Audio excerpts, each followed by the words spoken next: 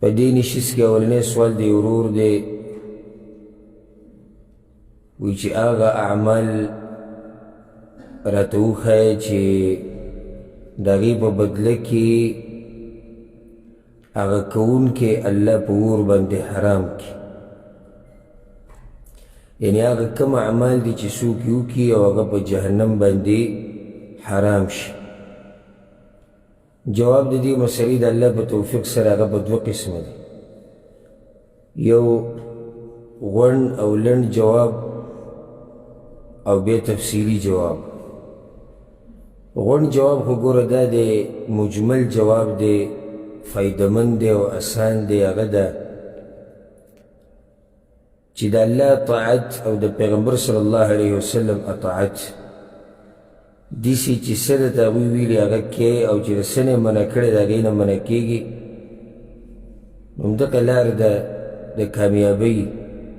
جنت ته داخلېدو او جهنم نه د بچ کېدو. دغه شان د الله نافرماني، د پیغمبر صلی الله علیه وسلم نافرماني د جهنم ته د داخلېدو ذریعه ده او د جنت نه لرې کېدو وجه ده. الله په قرآن کې سورة النساء کې دا خبره کړې ده، ومن یطع الله ورسوله يدخله جنات تجري من تحتها الأنهار خالدين فيها وذلك الفوز العظيم ومن يعص الله ورسوله ويتعدى حدوده يدخله نارا خالدا فيها وله عذاب مهين. بس په دې آیت کې دغه جواب چې جنت ته که څوک داخلېده غواړي نو هغه به اطاعت کوي الله او د الله د پیغمبر صلی الله علیه وسلم. جهنم ته چې کوم خلک ځي هغه څوک دي؟ ومن یعص الله ورسوله، څوک چې نافرماني الله د الله او د الله د پیغمبر صلی الله علیه وسلم وکړي دا جهنمیان دي. نو دا لنډ جواب دی، وی کوم عمل دی چې د هغې د لاسه زه په جهنم حرام شم، بس د الله اطاعت کوه، د پیغمبر صلی الله علیه وسلم خبره منه او د هغه څه نه ځان لرې وساته چې څه نه الله او د الله پیغمبر منع کړی، بس ته به جنت ته ځې او په جهنم باندې ته حرام شو. ها بعض اعمال حدیثونو کې راغلي دي خاص چې دا عمل سړی وکړي نو په جهنم باندې حرام شو. اوس که څوک وایي چې یعنې د جهنم باندې حرامېده صرف دغه اعمالو پورې تړلی شوي دي ځکه پیغمبر خو ولیدي، نه، پیغمبر صلی الله علیه وسلم کله بعض اعمال وښیي دې دپاره چې تیزي پیدا شي په دې مسلمانانو کې، او دویمه دا چې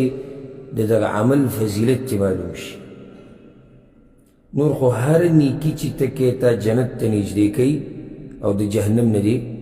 لرې کوي، او هر بدي چې ته کوې او هر ګناه چې ته کوې نو جهنم ته دې نږدې کوي او د جنت نه یې لرې کوي. زه به یو څو اعمال ذکر کوم د فایدې دپاره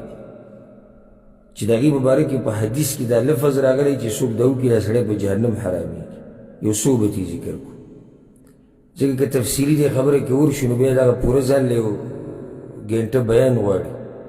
چې هغه کوم اعمال دي چې د هغې په کولو سره انسان په جهنم حرامېږي. نو یو عمل په هغې کې دی کلمه د لا اله الا الله ویل د زړه د کومې نه او د هغې په سوري کې ژوند تېرول، یعنی توحید. چې څوک کلمه د لا اله الا الله ووایي د زړه د کومې نه په اخلاص سره، رب العالمین هغه سړی په جهنم باندې حراموي. او چې کله دا وویلی شي چې په اخلاص سره، معنی دا چې صرف په ژبه نه ده بلکې د هغې سره عمل دی. اوس کې سره ډېر وردونه کوي لا اله الا الله لا اله الا الله لا اله الا الله، او عقیدې د شرک او بندګۍ کې د الله سره نور مخلوق یا مخلوق شریک کوي، نو دله دا لا اله الا الله څه فایده نه ورکوي. حدیث کې دا راځي په صحیح بخاري صحیح مسلم کې دا حدیث دی د معاذ رضی الله عنه وی چې ما من احد يشهد ان لا اله الا الله وان محمدا رسول الله صدقا من قلبه الا حرمه الله على النار. دا حدیث ته انس بن مالک ته پیغمبر صلی الله علیه وسلم دا خبره معاذ ته کړې وه. وی معاذ یاد کړه دا خبره څوک چې د دې خبرې ګویي ورکوي چې نشته د عبادت حقدار مگر یو الله او محمد صلی الله علیه وسلم د الله پیغمبر دی صدقا من قلبه د زړه د کومې نه وایي إلا حرمه الله على النار تسريب الله په جهنم باندې حرام کی. په یو حدیث کې داسې راځي په صحیح مسلم کې د عبادة بن الصامت رضی الله عنه روایت دی وایي چې پیغمبر صلی الله علیه وسلم دا خبره کړې ده: من شهد أن لا إله إلا الله